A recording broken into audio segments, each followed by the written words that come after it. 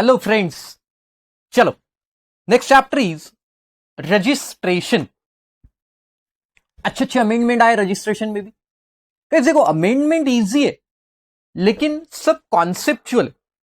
मैं हमेशा आपको पढ़ाते समय बोलता हूं कि आप कॉन्सेप्ट से पढ़ो, और मैं पढ़ाते समय हर कॉन्सेप्ट आपको लाइन बाय लाइन समझाता हूं। हर एक लाइन का मतलब क्या होता है, लॉ में क्या जरूरत पड़ी थी इन चीजों को लाने के लिए। तो ये कॉन्सेप्ट अगर आपको समझ गए ना तो फिर चीजें कठिन नहीं होती।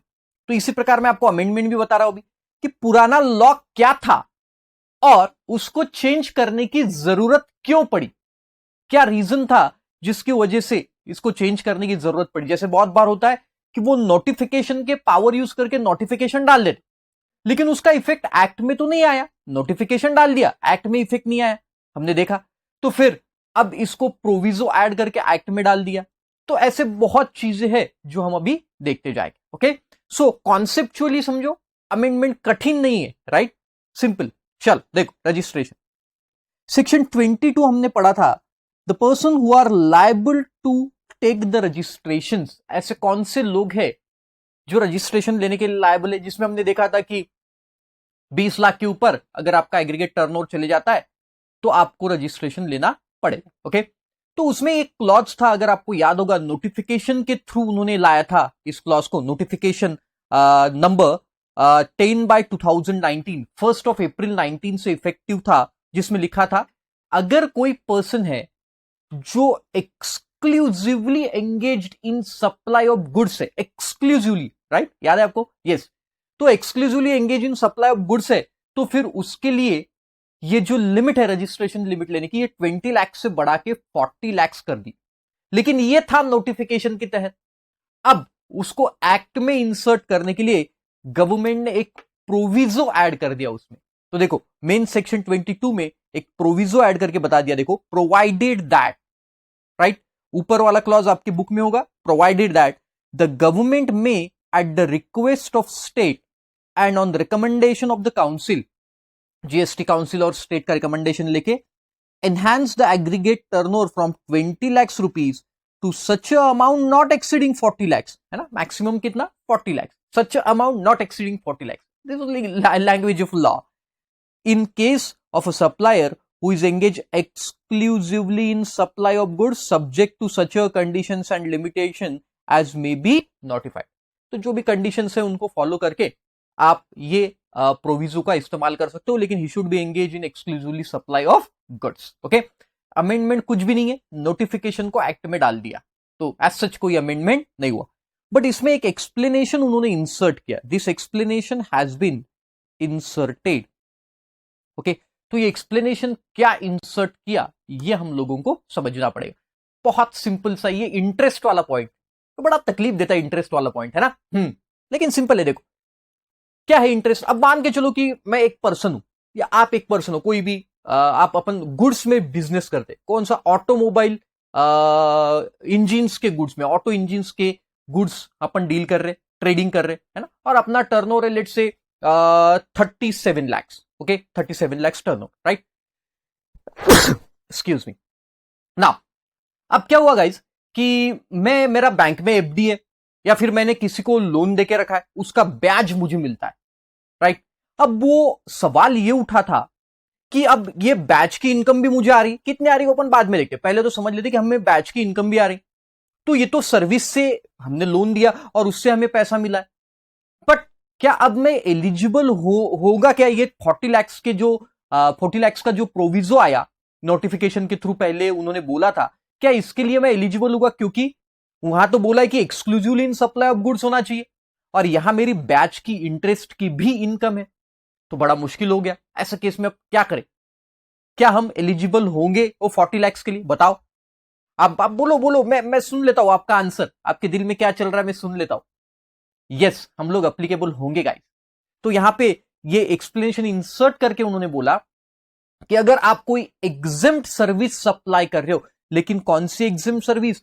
Only by way of providing loans and advances जिसका कंसिडरेशन इंटरेस्ट या डिस्काउंट है। अगर ये सर्विस आप प्रोवाइड कर रहे हो तो आप ये लिमिट से मतलब 40 लाख के बेनिफिट से बाहर नहीं निकलोगे, आपको उसका बेनिफिट मिलेगा।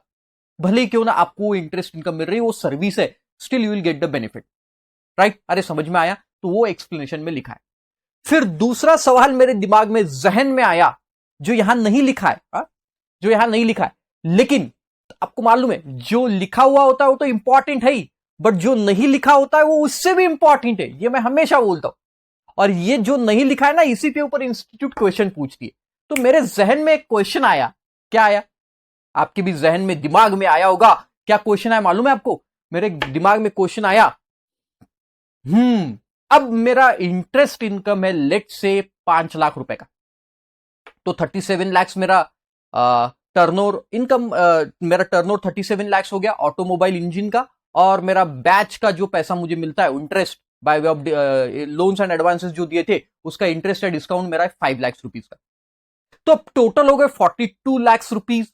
अब बताओ, क्या मेरे लिए ये एलिजिबिलिटी लिमिट 40 लाख की क्रॉस हो गए ऐसा मानेंगे, या अभी क्रॉस होने की है ऐसा मानेंगे? मतलब मैं 37 लाख ही कंसीडर करूंगा या 42 लाख मुझे कंसीडर करना पड़ेगा? 37 + 5, बताओ। गलत। आप लोगों ने जो सोचा वो गलत है। सर आपको कैसे पता हमने क्या सोचा? अरे वही तो आशीष की खासियत है भाई। आप लोगों ने ये सोचा है कि सर हम अभी भी लायबल नहीं है रजिस्ट्रेशन के, मतलब हमारा अभी भी पूरा 40 लाख क्रॉस नहीं हुआ, इसलिए हम ये नोटिफिकेशन का बेनिफिट और 3 लाख के लिए मतलब 40 लाख तक ले सकते। गाइस गलत। टर्नओवर पर्पस के लिए आपको ये 5 लाख उसमें ऐड करना पड़ेगा। मतलब आप जब 40 लाख का लिमिट देखोगे तब आपका 37 प्लस ये 5 लाख भी ऐड करना पड़ेगा। भले उसके ऊपर जीएसटी लगेगा, बट टर्नओवर 40 लाख का काउंट करने के लिए आपको ये ऐड करना पड़ेगा, राइट। इसके लिए मैंने मस्त एग्जाम्पल बनाया आपके लिए, आप एग्जाम्पल से भी देख सकते हो। पहले अपन एक्सप्लेनेशन देखते। ये जो बात की चीज बताई ये वहां पे लिखी नहीं है, लेकिन जो नहीं लिखा वो ज्यादा इंपॉर्टेंट। तो देखो, for the purpose of this subsection a person shall be considered engage in exclusively supply of goods. देखो, for the purpose of this subsection, मतलब ये सबसेक्शन के लिए हम मानेंगे कि आप exclusively engage in supply of goods हो, even if he is engaged in supply of services by way of extending deposit, loans and advances in so far as represented by way of interest and discount। अरे आया ध्यान में? तो देखो एक example दिया, वहां पे लिखा हुआ नहीं था इसलिए मैंने एग्जांपल बनाया। देखो, mister Ramnath is exclusively engaged in supply of goods. His turnover for the financial year is 38 lakhs। Turnover कितना है? 38 lakhs। Further, it is given that he earned the income by way of interest on advances of rupees 1 lakh. State whether he is liable to take the registration or not। और दूसरा, suppose उसी में second question, his income by way of interest on advances is 3 lakh, what will be the scenario? चलो बताओ, क्या इस case में 37 + 1 में उसको रजिस्ट्रेशन लेना पड़ेगा? नो, बट 37 + 3 सॉरी 37 नहीं, कितना है? 38 + 3 मतलब 41 हो जाएगा, तो यहां रजिस्ट्रेशन लेना पड़ेगा। यहां कितना हो गया आपका? 38 + 1 39, still there is a scope of 1 lakh, और यहां 38 + 3 मतलब 45, तो आपका लिमिट क्रॉस हो जाएगा 40 लाख का। वो 3 लाख पे टैक्स नहीं लगेगा, जीएसटी नहीं लगेगा। बट अब जब 40 लाख के ऊपर का आप ऑटोमोबाइल इंजिन का जो भी आप टर्नओवर करोगे उसके ऊपर फिर आपको अब जीएसटी लगाना पड़ेगा। अरे समझ में आया? तो देखो आंसर्स लिखिए। Not liable eligible to take, but यहां पे 40 लाख को क्रॉस कर रहा है, liable to take. Not liable भी लिख सकते हो एलिजिबल की जगह, कुछ भी हो सकता। ओके चल, ये फिर पार्ट जो पहले का था वही जो आपको समराइज करके दिया था, राइट। चल देन नेक्स्ट, आधार अथेंटिकेशन के लिए अमेंडमेंट आया। आधार अथेंटिकेशन बहुत सिंपल सा अमेंडमेंट है। चल लेट्स सी क्या बोलता है। मैं समझा देता हूं पहले क्या है वहां पे लिखा हुआ, फिर अपन आगे बढ़ते। ओके, गवर्नमेंट ने बोला है कि जब भी जो भी पर्सन अब 1 अप्रैल 2020 के बाद रजिस्ट्रेशन लेगा, है ना, every person who took the registration after 1 April 2020 he is liable, मतलब उसको आधार अथेंटिकेशन करवाना पड़ेगा। What is Aadhaar authentication? Simply guys, उसको क्या करवाना पड़ेगा? जो भी आपका रजिस्ट्रेशन करते समय आधार ओटीपी जाएगा और वो आधार ओटीपी वहां पे फिल करके आधार अथेंटिकेशन करवा लेना पड़ेगा, as simple as that, right. तो ये सबके लिए मैंडेटरी है जो लोग रजिस्ट्रेशन 1 अप्रैल 2020 के बाद करेंगे। Okay, simple. सर, हम तो ऐसे लोग हैं, मान के चलो कि जिसका आधार नंबर ही, मतलब आधार कार्ड ही हमने नहीं निकलवाया, ऐसे भी लोग होंगे। अरे आप नहीं हो, लोग ऐसे होंगे नहीं, तो उनके बारे में भी तो सोचना पड़ेगा ना भाई। ऐसे भी लोग होंगे जिन्होंने आधार नंबर ही आज तक नहीं निकाला, उनके केस में क्या होगा वो भी मैं बताऊंगा अभी। और सर, ये तो आपने वो बताया कि जो 1 अप्रैल 2020 के बाद 1 अप्रैल 2020 के बाद रजिस्ट्रेशन लेंगे उनको आधार अथेंटिकेशन लगेगा। ऐसे लोग सर जो ऑलरेडी रजिस्टर्ड है, और तब तो ये लॉ नहीं था, मतलब तब तो ऐसा नहीं लिखा था कि आपको आधार अथेंटिकेशन करना पड़ेगा जो अगर मेरा रजिस्ट्रेशन 1 अप्रैल 2020 के पहले का है, तो ऐसे तो नहीं लिखा था तब। 1 जुलाई 2017 को लॉ आया जीएसटी, तब से 31 मार्च 2020 तक जो लोग रजिस्टर्ड हुए लाखों लोग हैं, उनके केस में क्या करेंगे? तो उसके लिए भी उन्होंने सेक्शन लाके रख दिया अभी, बट उसको नोटिफाई नहीं किया। उन्होंने बोला कि हम कभी भी बोल सकते हैं कि आपको आधार अथेंटिकेशन अब करना पड़ेगा, है ना। रजिस्ट्रेशन आपका ऑलरेडी है, but you have to do the Aadhaar authentication, आपको करना पड़ेगा। बट अभी इसको नोटिफाई नहीं किया, सेक्शन तो ला लिया उसके लिए, राइट। तो जो सेक्शन 25(6) था, उसके साथ अभी 4 सेक्शन इंसर्ट किए, 25(6)A, 6B, 6C और 6D, ऐसे 4 सेक्शन इंसर्ट किए। ये चारों में आपको अभी 2 मिनट के अंदर आपके टिप्स पे होगे गाइस, टिप्स पे होगे, आप बस ध्यान दो। चारों सेक्शन, आपको लगेगा अरे क्या पांचड़ अमेंडमेंट करते है ना। तो चलो पहले तो समझ लेते क्या बोलना चाह रहे हो। With effect from 1 April 20, while submitting the registration application, जब आप रजिस्ट्रेशन का एप्लीकेशन सबमिट करोगे, the applicant shall undergo the authentication of Aadhaar number for grant of registration. Registration grant करने के लिए आपको आधार अथेंटिकेशन करना पड़ेगा। आधार अथेंटिकेशन मतलब ओटीपी वगैरह आएगा, वो आपको वेरीफाई करना पड़ेगा। ओके, तो देखो वहां पे लिखा है आधार अथेंटिकेशन के लिए 4 सेक्शन इंसर्ट किए। 25(6)A, देखो अपन 25(6) में है, 25(6)A इंसर्ट हुआ, 6B, 6C, 6D inserted by finance act number 2 2019, और ये notification number 16, 17, 18, 19 of 2020 with effect from 1 April 20, right. तो अब ये कौन से लोग हैं जिनको आधार अथेंटिकेशन करना पड़ेगा, वो दिया है 6B और C में, राइट। ऐसे कौन से लोग हैं जिनको आधार अथेंटिकेशन करना पड़ेगा और उसकी प्रोसीजर क्या होगी, वो रूल्स में दिया है। उसका रूल है रूल 25। बस ये पिक्चर आपके समझ में आना चाहिए अभी, राइट। तो रूल 25 में प्रोसीजर दिया कैसे करना है और किन किन को जरूरत है वो देखे अपन। देखो, in exercise of power conferred by 25(6)B and 6C of CGST act 17, of course ये CGST एक्ट अपन पढ़ रहे इसलिए, यही SGST एक्ट में भी जब आप रजिस्ट्रेशन करोगे IGST सब अप्लीकेबल रहेगा। With effect from 1 April 20, while applying the registration, the following persons, ये following persons ABCD, shall undergo the Aadhaar authentication number as specified in Rule 8 of CGST Rule 17 in order to eligible for registration. ये rule अलग है, 25 क्या है वो बाद में देखेंगे, ओके। तो देखो लगभग ये 4 में सभी लोग कवर हो गए, राइट। तो देखो इंडिविजुअल जो प्रोप्राइटरशिप कंसर्न है, राइट, जैसे आपके दुकान का नाम होगा महावीर मेवा वाला, हो सकता है, तो आपके पापा के नाम पे मतलब वो प्रोप्राइटरशिप फर्म हो गई महावीर मेवा वाला, राइट। जो इंडिविजुअल पर्सन के नाम चलती है उसे प्रोप्राइटरशिप फर्म बोलते हैं। तो इंडिविजुअल जब रजिस्ट्रेशन करेगा उसे आधार अथेंटिकेशन करना पड़ेगा। Authorise signatory of all types, authorise signatory very simple, जैसे बैंक में बैंक मैनेजर होता है वो अथोराइज सिग्नेटरी होता है, तो उनको भी आधार अथेंटिकेशन खुद का करना पड़ेगा, मैनेजर का आधार देके। मैनेजिंग एंड अथोराइज पार्टनर, ये LLP के केस में या फिर पार्टनरशिप फर्म के केस में, राइट। और कर्ता ऑफ HUF का रजिस्ट्रेशन लेंगे तो कर्ता।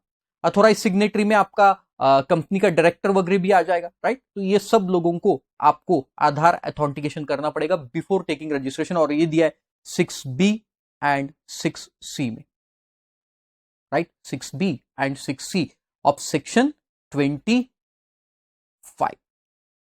Okay, right. चल तो ये दोनों सेक्शन क्लियर हो गए। अब देखो, हावेवर जो मैंने बताया आपको कि अगर किसी ने आधार नंबर नहीं लिया तो क्या होगा, चलो मैं पहले बता देता हूं क्या होगा।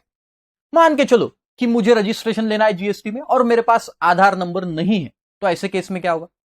तो उन्होंने बोला देखो भाई कोई प्रॉब्लम नहीं, आधार नंबर नहीं है, अथॉन्टिकेशन तो पॉसिबल नहीं है। तो अब हम क्या करेंगे, हम आप जब एप्लीकेशन सबमिट करोगे, रजिस्ट्रेशन का एप्लीकेशन मैं करूंगा, वो सबमिट होने के बाद जो भी एड्रेस वहां पे रजिस्ट्रेशन प्रीमाइस, मुझे एड्रेस डालना पड़ेगा ना, मैं कहां बिजनेस स्टार्ट कर, तो वो प्रीमाइसिस पे वो लोग खुद आएंगे, देखेंगे कि ये प्रॉपर जगह है, इसने बोला। क्योंकि लोग क्या कर रहे थे, कोई भी फर्जी एड्रेस डाल रहा है जहां पे कुछ है ही नहीं, बिजनेस चलाने लायक जगह ही नहीं है, और वहां पे अब इंडिया में कितनी सारी जगह, कहां कहां जाएंगे हम लोग। तो इसलिए आधार निकाला है, तो आधार पे उन्होंने जो आपका एड्रेस है वो ऑलरेडी वेरीफाइड, उसके साथ आपने डॉक्यूमेंट प्रूफ दिया होगा, तो इसलिए आधार एथेंटिकेशन कर दिया। बट अगर आधार नहीं है तो फिर हम खुद वहां पे आके देखेंगे विद इन 60 डेज, 60 दिन के अंदर अंदर रजिस्ट्रेशन एप्लीकेशन जब आपने किया उसके 60 दिन के अंदर अंदर हम वहां पे आके देखेंगे कि सच में आपका प्रीमाइसिस वहां पे है क्या और आप प्रॉपर वहां पे बिजनेस करने वाले हो क्या। ये सब हम लोग वहां पे आके देखेंगे, है ना। वो लोग हमारे प्रीमाइसिस में आएंगे, उनको हम लोग मेहमान बोलते, मेहमान नवाजी करना पड़ता है फिर खाने के बाद, आपको मालूम है। समझ गया आप, मेहमान नवाजी, सरकार के लोग हैं, मेहमान नवाजी करना पड़ता है भाई। हाँ चलो, तो वो आएंगे हमारे प्रीमाइसिस में और देखेंगे सब चीजें कि प्रॉपर है या नहीं है। ओके, फिजिकल वेरिफिकेशन करेंगे किसका, असेसी का, मतलब असेसी का फिजिकल नहीं, असेसी के बिजनेस का फिजिकल वेरिफिकेशन करेंगे, मतलब उसका जो प्रीमाइसिस वगैरह, नलायक लोग। हाँ तो देखो देन तो देखो वहां पे क्या लिखता है, however if the Aadhaar number is not assigned to the said person then the registration shall be granted only after physical verification would of the principal business in the presence of, ये would हटा दो वहां से, कोई जरूरत नहीं उसकी, after physical verification of the principal place of business in presence of the said person. ऐसा नहीं है कि आप रात को है ना तो 2 बजे मूड हुआ तो उठ के चले गए वहां पे फिजिकल प्रेजेंस चेक करने के लिए, वो उसके सामने होना चाहिए ना, कभी भी नहीं। उसको पहले फोन करना पड़ेगा, भाई तू है क्या वहां पे, हम लोग आ रहे देखने के लिए तेरा प्रीमाइसिस, राइट। और ये कितने दिन में होगा, देखो the said physical verification would be completed within 60 days from the date of registration application, 60 दिन के अंदर। और अब ये कैसा होगा वो दिया है रूल 25 में, देखो in a manner provided in rule 25। तो अपन रूल 25 नीचे देखेंगे अभी कि वो कैसे होगा। देखो दिया आपको रूल 25, ये यहां दिया, ओके रूल 20। तो अपन देखेंगे अभी वो कैसे होता है, मतलब फिजिकल वेरिफिकेशन वहां पे जाने के बाद कैसे, मतलब क्या वहां पे जाएंगे और देखेंगे जगह है प्रॉपर है नहीं है, तो वही चीज जो ऊपर यहां पे लिखी है फिजिकल वेरिफिकेशन वही नीचे लिखी, उसके फोटो वोटो निकालेंगे वो लोग और फिर कॉमन पोर्टल, मतलब जीएसटी के कॉमन पोर्टल पे अपलोड करेंगे, राइट। चलो इस पॉइंट से कनेक्टेड एक पॉइंट बता, कुछ लोगों के दिमाग में आ गया है, मुझे मालूम है आपके दिमाग में सवाल और नहीं आया है तो आना चाहिए था। सर क्या सवाल, देखो सवाल ये था कि सर आपने बोला कि अगर आधार नंबर नहीं है तो रजिस्ट्रेशन एप्लीकेशन करने के बाद विद इन 60 डेज कभी भी ये लोग आ सकते हैं और वेरिफिकेशन करके जा सकते हैं। इसका मतलब कोई पर्सन अगर 59th डे आया तो तब तक उसको रजिस्ट्रेशन सर्टिफिकेट नहीं मिलेगा जब तक फिजिकल वेरिफिकेशन नहीं होगा। मैं बोला बिल्कुल सही। तो मुझे चिंटू ने बोला कि सर आपने एक सेक्शन हमें पढ़ाया था जो मुझे याद आ रहा है धुंधला धुंधला। मैं बोला क्या चिंटू, तो बोले सर वो 9(5) एक सेक्शन था ना जिसमें आपने बोला था डीम्ड रजिस्ट्रेशन कि अगर हमने एप्लीकेशन करने के बाद 3 दिन के अंदर उन्होंने रजिस्ट्रेशन में कुछ क्वेरी नहीं निकाली, मतलब हमें कोई क्वेरी नहीं पूछी, तो ऐसा मान लिया जाएगा कि आपका रजिस्ट्रेशन हो गया। अब तो सबको याद आ गया, चिंटू को पहले याद आया और बाकी सबको अभी याद आ गया। Yes, deemed registration. या फिर उन्होंने कुछ क्वेरी पूछते और हम उसका रिप्लाई दे देते और 7 दिन के अंदर अंदर वो वापस कोई क्वेरी नहीं पूछ रहे, इसका मतलब अब रजिस्ट्रेशन आपका डीम्ड हो गया। तो फिर ऐसे केस में क्या होगा, अब यहां तो 60 दिन का समय दे दिया, तो इसलिए उन्होंने उसमें वो 9(5) जो था डीम्ड वाला, देखो कितना ध्यान रखना पड़ता है जब लॉ बनाना पड़ता है, जब लॉ बनाते हैं ना तो इतनी सारी चीजें ध्यान में रखना पड़ता है। तो उन्होंने क्या किया, एक प्रोवाइजो ऐड कर दिया 9(5) में कि जहां ऐसा केस है जहां जिन पर्सन का आधार नहीं है तो उनके लिए 60 दिन का हम लोगों को समय दिया है यहां पे, राइट। सेक्शन 25 6B और 6C में उस केस में डिम्ड रजिस्ट्रेशन का प्रोविजन एप्लीकेबल नहीं होगा, वहां पे 9(5) एप्लीकेबल नहीं होगा। तो देखो वहां पे लिखता है गिवन बिलो, मतलब वो rule 25 given below, further provision of rules 9(5), sorry section नहीं, rules 9(5), deemed approval of registration application will not be applicable in this case। वो एप्लीकेबल नहीं रहेगा, तो वो भी आपको नीचे दिया है मैंने, देखो ये 9(5). तो चलो 9(5) पढ़ लेते, ये आपको याद होगा। देखो, if the proper officer fails to take any action, मतलब उसने रजिस्ट्रेशन नहीं दिया within a period of 3 working days from the date of registration application और within 7 working days from the date of receipt of clarification information document furnished by the applicant in sub rule 2, हमने application document सब कुछ दे दिया और उसके बाद 7 दिन के अंदर उसने कुछ नहीं किया, तो फिर हमारा रजिस्ट्रेशन क्या माना जाता है? Deem to have been approved माना जाता है। अब देखो क्या बोलते हैं, however where the person fails to undergo the authentication of Aadhaar number as specified in rule 8(4)(a), जो हम देख के आए, then registration shall be granted only after physical verification of the principal place of business in the presence of said person not later than 60 days from the date of application in a manner provided in rule 25, and these provisions of deemed approval application shall not applicable in this। अरे समझ में आया, मतलब deemed registration यहां पे applicable नहीं होगा, तो वही वहां पे दिया। ओके, तो समझ में आ गया आपके 6B और 6C। और 6A 25(6) ये ऑलरेडी बता दिया मैंने, जो लोग ऑलरेडी जिन्होंने रजिस्ट्रेशन लेके रखा है। तो देखो, as per 25(6)(a) of CGST act, every person who is already registered under GST, अब उनके आधार अथेंटिकेशन का क्या? तो दिया देखो, required to undergo such a authentication but this subsection is not yet applicable because it is not yet notified. अभी applicable होने का है, तो जिन लोगों ने पहले रजिस्ट्रेशन लेकर रखा है 1 जुलाई 17 से 31 मार्च 20 तक, उनके लिए भी एप्लीकेबल होगा, बट अभी उसको नोटिफाई नहीं किया। तो आई होप 25(6)(a) समझ गया आपको। अभी देखा 6B और 6C, सिंपल, आधार अथेंटिकेशन करना पड़ेगा 60 दिन का समय एप्लीकेशन के बाद। 6D में ऐसे लोग जिनको आधार अथेंटिकेशन करने की जरूरत नहीं, ऐसे कौन लोग है? देखो, in the exercise of power of section 6D 25(6)(d) of CGST Act 17, while applying for the registration the Aadhaar authentication is not required कौन? A person who is not citizen of India, जो India का citizen ही नहीं है, उसको जरूरत नहीं, उसके पास आधार नहीं होगा चलेगा। And the class of person other than these one, तो उनके लिए फिर आधार अथेंटिकेशन की जरूरत नहीं। ये दो लोगों के लिए आधार अथेंटिकेशन की जरूरत नहीं, वो दिया है 6D। तो 25(a) भी समझ गया सर, जो लोगों ने पहले रजिस्ट्रेशन लिया उनके लिए आधार अथेंटिकेशन जरूरी होगा, बट अभी नोटिफाई नहीं किया। 6B और 6C में बोला है कि आधार अथेंटिकेशन जरूरी है कौन कौन से लोगों के लिए, वो दिया था। और 6D में किन के लिए जरूरी नहीं है? जो सिटीजन नहीं है और अदर देन 6B और 6C वाले। और रूल 25 वो जो फिजिकल वेरिफिकेशन वाला, देख लो वही लिखा है जो ऊपर लिखा, बस वहां पे एक नया पॉइंट ऐड किया उन्होंने। देखो, where the proper officer is satisfied that the physical verification of the place of business of a registered person is required due to failure of Aadhaar authentication before the grant of registration or due to any other reason after grant of registration, he may get a verification of the business। मतलब after grant of registration के बाद भी हो सकता है, before और after दोनों, ऐसा जरूरी नहीं हो। तो पहले भी पावर थे आफ्टर ग्रांट के, क्यों कभी भी आके विजिट कर सकते हैं हमारे प्रीमाइस, लेकिन यहां बिफोर वाले भी कब पावर दे दिए? अगर वो आधार अथेंटिकेशन वो नहीं फॉलो करता है। Verification report along with the documents including photograph shawl be uploaded in prescribe form on common portal with in 15 working days. तो ये फिर फोटो वोटो निकालेंगे, उसका एक वेरिफिकेशन रिपोर्ट बनाएंगे और कॉमन पोर्टल पे विद इन 15 डेज सबमिट करेंगे। वही उसका एनालिसिस है जो अभी बताया, सिंपल। तो इतना सिंपल छोटा सा अमेंडमेंट आया था आधार अथेंटिकेशन, राइट। चल next, tax invoice credit and debit notes. Tax invoice credit and debit note, एक छोटा सा सर्क्यूलर ऐड हुआ। सर्क्यूलर, ये कोविड को चलते ये सर्क्यूलर ऐड हुआ है, क्योंकि बहुत सारे डील्स जो है, ध्यान से सुनो, बहुत सारे डील्स जो है वो डील कैंसिल हुए, है ना, बहुत सारे डील्स कैंसिल हुए। तो जैसे आपने मान के चलो कि कोई सर्विस लेने के लिए, आपको कोई सर्विस लेना था, जैसे एग्जांपल ले लो, आपकी शादी थी, मन में लड्डू फुटते शादी बोलने के बाद, है ना।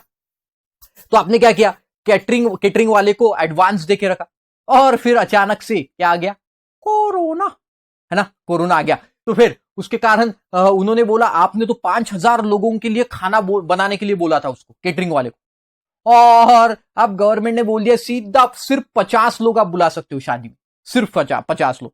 अब क्या होगा, तो वो जो आपने एडवांस दिया, चलो जरा मजेदार केस है, देखो, तो आपने जो एडवांस दिया सामने वाले को, उसने आपको जीएसटी चार्ज किया होगा, ध्यान से सुनना, उसने आपको जीएसटी चार्ज किया होगा। तो फिर वो उसने गवर्नमेंट को भर दिया, आपसे चार्ज करके एडवांस लेके जीएसटी गवर्नमेंट को भर दिया, और आपने तो अब शादी करना ही कैंसिल कर दिया। अरे कैंसिल मतलब पोस्टपोन करना, दुखी हो गए बहुत सारे, अरे कैंसिल कैसे करेंगे यार, शादी तो ऐसा मोतीचूर का लड्डू है गाइज, हाँ, जो खाए वो भी पचता है और जो ना खाए वो भी पचता है। तो मैंने सोचा था क्यों ना खा के पछताए। तो देखो, तो क्या हुआ कि अच्छा चलो, हाँ, अपन ट्रैक पे आ जाते। तो हो आपने उसको एडवांस दिया था, और वो एडवांस अब आपने क्या किया, मतलब डील कैंसिल कर दी। तो सवाल ये था कि अभी डील जब कैंसिल होती है तो ऐसे केस में जीएसटी का क्या इंपैक्ट होता है ना, अपन एग्जांपल लेके समझेंगे। पहले तो मैंने एक मोटा मोटी आपको फ्रेमवर्क बता दी कि क्या क्या इश्यूज आ रहे थे। तो देखो वहां पे लिखा है, N advance is received bye a supplier, supplier ने एडवांस लिया, for a service contract which is subsequently got cancelled, जो बाद में कैंसिल हो गया। The supplier has issued the invoice, ये ध्यान से पढ़ो, supplier has issued the invoice, supplier ने आपको इनवॉइस भी दे दिया, before the supply of service, अभी सर्विस सप्लाई नहीं हुई लेकिन उसने इनवॉइस दे दिया, and paid the GST thereon, whether he can claim the refund of the GST paid, और he is required to adjust his tax liability in his return. क्या मतलब हुआ सर, चल देखो मैं समझाता हूं। लेट्स से ये है मिस्टर आकाश, अपन केटरिंग का एग्जांपल नहीं लेते, दूसरा कोई एग्जांपल, केटरिंग का भी ले सकते हैं लेकिन आपको कंफ्यूजन होगा उसमें, इसलिए। एंड ये है mister Nayan, okay. Let's say कि आकाश ने कोई एक service, let's say chartered accountancy की सर्विस, इन्होंने डिसाइड किया आकाश ने कि हम लोग एक कंपनी फ्लोट करेंगे, कंपनी सेक्रेटरी, चार्टर्ड अकाउंटेंट, कोई भी कंपनी सेक्रेटरी या सीडब्ल्यूए का कोई प्रोजेक्ट रिपोर्ट, कुछ भी हो सकता है। तो एक सर्विस लेंगे ये प्रोफेशनल से, मिस्टर नयन से, is a professional person, right, और इसका एक कोई बिजनेस, ओके, दोनों जीएसटी में रजिस्टर्ड है ना, he is also registered, he is also. तो इसने इसको एडवांस दिया, एडवांस, ध्यान से समझना, एडवांस गिव, ओके सर। ना ये आपको पहले भी पता है बट फिर भी बता रहा हूं। अब सिंपल एकदम, नयन ने बिल इशू किया, है ना, ये बिल इशू किया, लेट्स से 1,00,000 रुपए का वैल्यू था, और इसके ऊपर जीएसटी में डायरेक्ट ले रहा हूं 18,000 रुपए का, okay.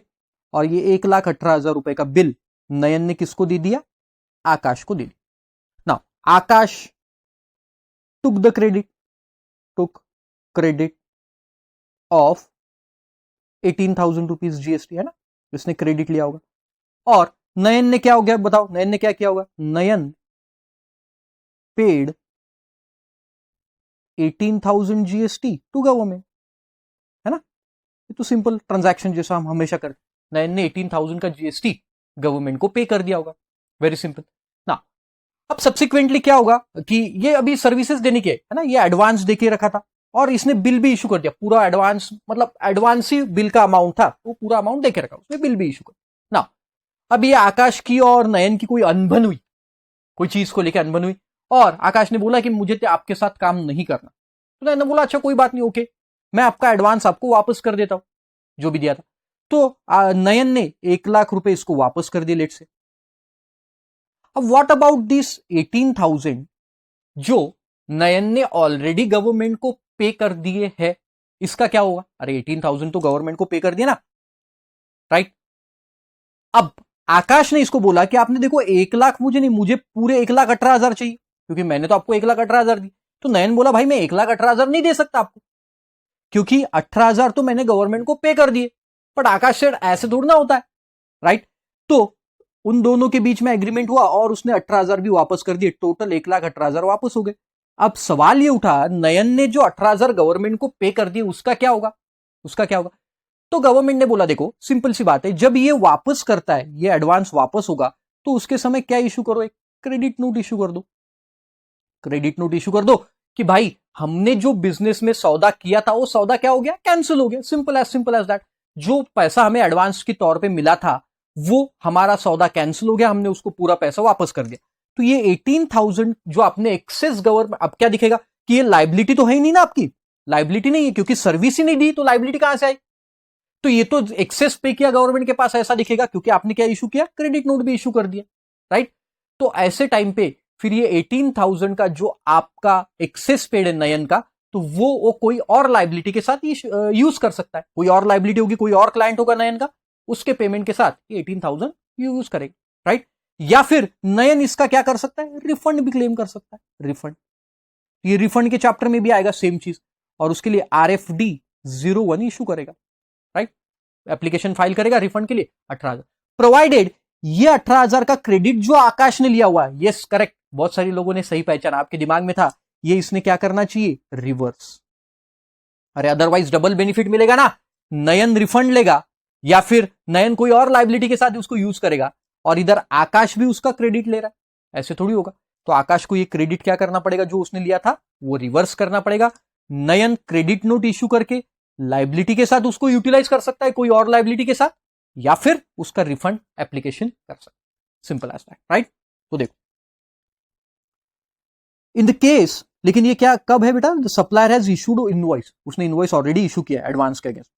In the case GST paid by the supplier on advances, supplier ने, मतलब सप्लायर कौन था, नयन, एडवांसेस पे उसने किया, received for future event which got cancelled, जो कैंसिल हो गया, subsequently and for which the invoice issued before the supply of service, invoice भी इशू कर दिया, supplier is required to issue the credit note, supplier मतलब नयन ने क्या issue किया, credit note, in terms of 34 he shall declare the details of such a credit note, मतलब जो भी credit note का मतलब कौन से मंथ की वो सर्विस थी जो कैंसिल हो गई, वो सब पूरी क्रेडिट नोट की डिटेल देना पड़ता है। He shall declare the details of credit notes in the return for the month during which the credit note has been issued, कौन से मंथ में आपने क्रेडिट नोट इश्यू किया। The tax liability shall be adjusted, देखो the tax liability shall be adjusted, अभी adjust होगी in the return subject to the condition of 34, there is no need of separate refund claim, refund claim की जरूरत नहीं, tax liability आप अगले liability के साथ एडजस्ट कर लो, प्रोवाइडेड ये जो बायर था आकाश उसने वो क्रेडिट को रिवर्स कर। या फिर आपके पास सेकेंड ऑप्शन है, however in the cases where no output liability, अब मान के चलो नयन की कोई आउटपुट और लाइबिलिटी है ही नहीं, सिर्फ एक ही काम किया उसने साल भर में, तो उसका कोई एडजस्ट होने वाला था ही नहीं लाइबिलिटी, तो फिर ऐसे केस में आप क्या कर सकते हो, देखो registered person may proceed to claim the refund through RFD 0, simple as that, right. Then next, an advance is received by the supplier of the service contract, same supplier से एडवांस मिला, which got cancelled subsequently, तो बाद में cancel हो, वही नयन का example लेते, पहले एडवांस लिया और बाद में वो कैंसिल हो गया नयन ने। Now supplier has issued the receipt voucher, अब सप्लायर ने यहां पे बिल इशू नहीं किया, देखो ऊपर वाले केस में क्या था, इनवॉइस इशू किया था, यहां पे इनवॉइस इशू नहीं हुआ, यहां पे रिसिप्ट वाउचर की हाँ मुझे पैसे मिल गए, ऐसा रिसिप्ट वाउचर इशू किया, and paid the GST on advance receive, whether he can claim the refund और he required to adjust the liability in his return, मतलब क्या, अब इसने क्या किया, इसने बिल इशू नहीं किया, this bill he has not issued, he has issued refund voucher, sorry refund, receipt voucher, receipt voucher issue किया कि भाई हाँ मुझे इतने पैसे मिल गए, कितना 1,00,000 प्लस 18,000 और उसके ऊपर उसने GST पे कर, बिल इशू नहीं किया, इनवॉइस इशू नहीं किया, तो इनवॉइस इशू नहीं किया तो क्रेडिट नोट कैसे इशू करेगा, of course credit note issue नहीं कर पाएगा। अगर क्रेडिट नोट किसके अगेंस्ट में जाती है गाइस, इनवॉइस के अगेंस्ट में, क्रेडिट नोट में डिटेल रहती है कि फलाना इनवॉइस हम रिटर्न कर रहे, रिवर्स कर रहे, तो अब उसका क्रेडिट नोट, इनवॉइस ही नहीं है तो क्रेडिट नोट नहीं आएगा, तो ऐसे केस में फिर उसे रिफंड क्लेम ही करना पड़ेगा, वो लाइबिलिटी के साथ एडजस्ट नहीं कर सकता। तो देखो वहां पे दिया है, no invoice has been issued, invoice नहीं किया, he is required to issue the refund voucher, मतलब उसने बाद में क्या किया, रिसिप्ट जो मिला था उसका रिफंड वाउचर इशू किया सामने वाले को, then in this case the tax payer can apply for refund of GST paid on such advances in GST RFD 01, under the category of refund of excess payment of tax. ये category उसको डालना पड़ेगा refund कर, access पे जो tax कर दिया मैंने उसका आप रिफंड क्लेम कर लो। तो सामने वाले को पहले मैंने रिसिप्ट वाउचर इशू किया था, फिर बाद में उसका जब पैसा वापस किया तो उसको रिफंड वाउचर इशू कर दिया बाद में, रिफंड वाउचर, और अब रिफंड के लिए एप्लीकेशन कर रहा हूं, ये रिफंड वाउचर प्रूफ रहेगा उसका। ये हो गया सर्विसेज के केस में। तो हमने पहले देखा जब हमने सर्विस सप्लाई तो नहीं की थी, एडवांस लेके रखा और इनवॉइस इशू कर दिया। दूसरे केस में इनवॉइस इशू नहीं किया, रिसिप्ट वाउचर इशू किया। Now good supplied by the supplier under the cover of invoice, मतलब यहां भी इनवॉइस इशू किया and return by the recipient whether he can claim refund or he is required to adjust the tax liability in his return। तो अब क्या हुआ, नयन मान के चलो कोई ट्रेडर है, तो नयन ने आकाश को कोई गुड्स सप्लाई की और इनवॉइस भी इशू कर दिया, और उसके अगेंस्ट में क्या किया, अब उसके अगेंस्ट में उसने पैसे दे दिया और हमने मतलब नयन ने जीएसटी गवर्नमेंट को भर दिया, सिंपल। तो इनवॉइस भी इशू, बाद में आकाश को जब गुड्स मिले उसने बोला अरे नलायक नयन नलायक अरे तूने गलत गुड्स भेज दिए, ये गुड्स मुझे नहीं चाहिए, मुझे कॉन्ट्रैक्ट कैंसिल करना और गुड्स वापस भेज। तो अब ऐसे केस में नयन क्या करेगा, क्रेडिट नोट इशू करेगा, और क्रेडिट नोट इशू करके आपको या तो वो लाइबिलिटी अगले लाइबिलिटी के साथ एडजस्ट कर सकता है, उसके और कोई लाइबिलिटी होगी तो, या फिर रिफंड क्लेम कर सकता है। तो वही ऊपर वाला फर्स्ट वाला जो जैसे था वैसे से कैन एडजस्ट द लाइबिलिटी और he can issue the refund, he can apply for the refund application, दोनों में से कुछ भी कर सकते, right, simple as that. Okay great, चलो